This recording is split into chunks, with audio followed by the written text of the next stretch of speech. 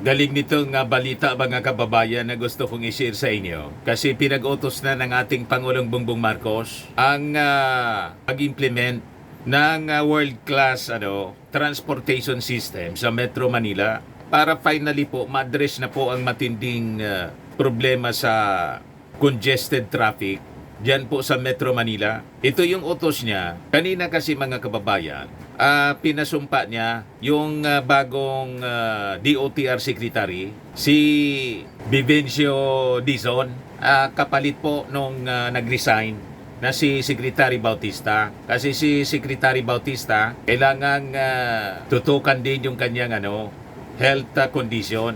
Ayan po, PBBM tells DOTR to prioritize Metro Manila subway, north-south commuter. Yan yung utos ng ating Pangulong Bongbong Marcos.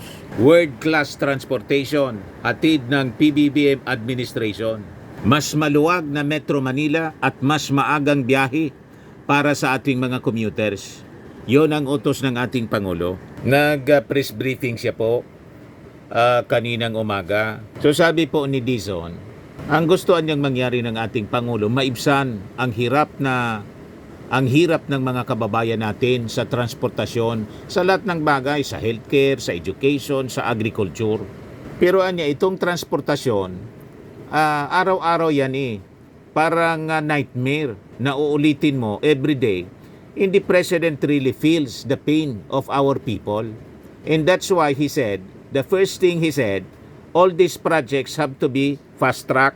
Makikita ninyo dyan sa Metro Manila, mga kababayan, sa mga susunod na araw, talagang magiging busy-busy para sa mga big-ticket projects po, para tuldukan na ang napakalala na problema sa traffic.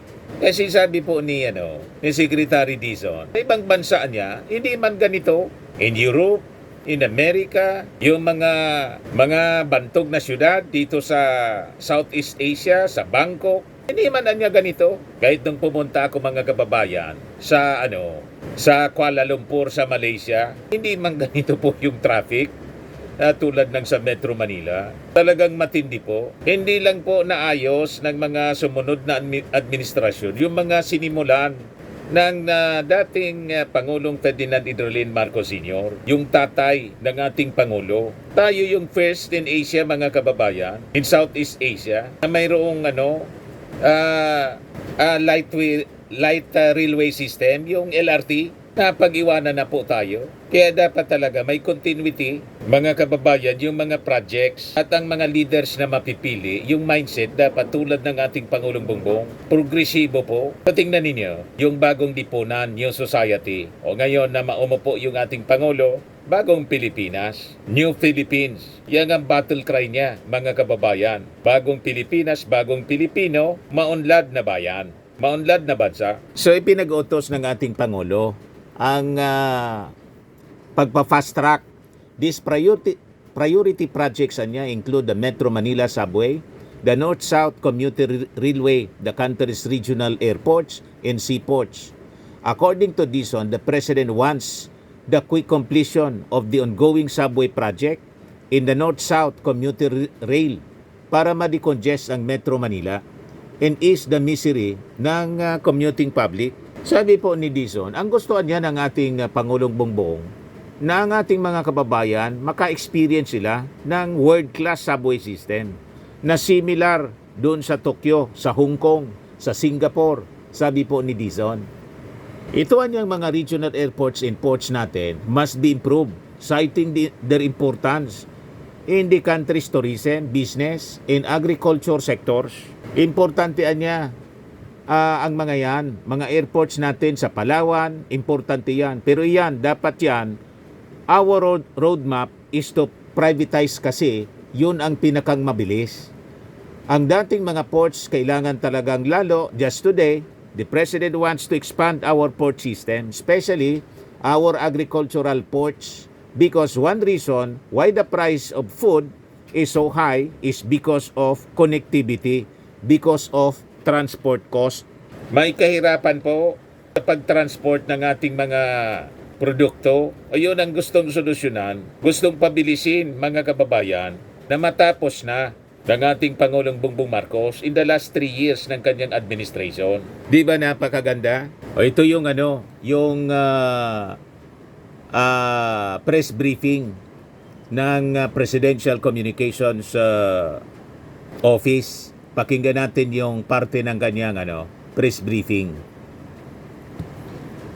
Pipila ka sa monumento, sa MRT o sa busway. Pag rush hour, siguro 2 oras yan. O baka mahigit pa.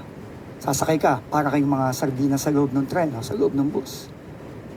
Bababa ka, pila na naman. Pagbaba mo, umuulan, walang silong. So, I think yun ang purpose talaga ng kailangan gawin natin at gawin nating mabilis ang mga iba't ibang infrastruktura na kahit papaano maiibsan itong mga hirap na dinadanas ng mga kababayan natin araw-araw. At yun ang unang-unang sinabi ng ating Pangulo. We have to fast-track all the ongoing projects of the past administrations and also start the projects that are in the pipeline so that in 5 years, 6 years, 10 years, 15 years, kahit papaano, mababawas-bawasan na natin itong hirap na dinaranas ng mga kababayan natin araw-araw. Alam nyo, ang solusyon sa transportasyon, wagang shortcut dyan. Matagal yan. Just to give you an example, no? Yung Tokyo subway, no? Sinimulan yan noong 1925. 1925, can you imagine? Ang huling line na nagawa lang noong 2003. So you're talking about close to 80 years na tuloy-tuloy na pagsasagawa ng massive infrastructure projects sa Japan. Kaya magtataka kayo, di ba? Pagka marami sa inyong nagpunta na ng Japan. Sa Tokyo, ang populasyon ng Tokyo at ng Metro Manila, pareho yan. Mga nasa 14-15 million people yan. Pero bakit pag sa Tokyo, parang ang aliwalas? Di ba? Ang aliwalas, wala masyadong traffic, kahit rush hour, maluwag, ang lalawak ng mga sidewalk, napakadaling gumalaw ng mga taga-Tokyo. Ano pila? Kasi halos kalahati ng populasyon ng Tokyo ay nasa ilalim. Diba? Wala sa taas, nasa ilalim. But that took almost 80 years to build. At tayo, nag-uumpisa pa lang tayo. No, with the Metro Manila subway. Kaya kailangan, bilisan lahat yan. Train system, pag pumunta ka sa kanina, sinasabi ng ating mahal na Pangulo, nung siya nag-aaral, nasa abroad siya, napakadaling mag-travel sa iba't ibang, hindi lang lugar, kundi bansa, sa Europa, because of the efficient railway system. Tayo, nakakalungkot lang na tayo ang unang-unang nagkaroon ng railway system sa Asia. Yung ating Bicol Express. Unang-una yon sa Asia. Pero ngayon, dilapidated na, hindi na halos nagagamit. At nag-uumpisa tayo ulit with the North-South Commuter Rail. Napabayaan po. Tinutulungan tayo ng Japan, DB. Napabayaan ng mga previous administration. Hindi visionary. Laguna, papasok ka ng Metro Manila sa South, papasok ka ng Makati, Quezon City, at dire-diretso ka hanggang Clark. Pero kailangan din natin bilisan yon. No? Kailangan nating bilisan, hindi lang dahil gusto nating matapos, pero dahil alam natin na kapag binilisan natin yan, kahit papano, mapapabilis na maibsan yung hirap ng mga kababayan natin. That's the purpose. That's the purpose of the Department of Transportation. Para gawin lahat yan, at yun ang kabigin-biginan ng ating mahal na Pangulo. Ngayon, maraming mga balakid, maraming mga problema. Pero yung mga problemang yun, hindi na bago eh. Nandiyan na yan. Sa lahat ng mga infrastructure projects na ginawa nung nakaraan, nandiyan na yung mga problemang yan. Right of way ang unang-unang problema. No? Pero ang right of way, ang solusyon niyan hindi lang manggagaling sa Department of Transportation. Ang solusyon ng right of way manggagaling sa local government units, sa ating mga mayor, sa ating mga governor. Manggagaling yan sa ating private sector. Kasi marami sa mga lupang kailangang gamitin ay nasa kamay ng pribadong sektor. And we have to work together. No? At manggagaling yan sa mga iba't ibang ahensya ng national government. So, kailangan talaga dito is whole of government, whole of society approach. No? And kailangan maintindihan ng lahat ng mga partners natin sa gobyerno, sa local government, sa pribadong sektor, na kailangan silang mag-ambag dito sa mga kailangan natin gawin, mga proyektong ito. At yun ang gustong mangyari ng ating mahal na Pangulo. So, with that, I think mamarapati namin in the next couple of days na habang nalalaman namin ang mga balakid, ang mga problema, na ang objective natin simple lang, pabilisin at ayusin ng para maging safe, no, ang ating mga transport systems. At importante ito, and I think ito yung essence ng build better more, is we have to build better and we have to build more. Meaning, hindi na pwede ang pwede na.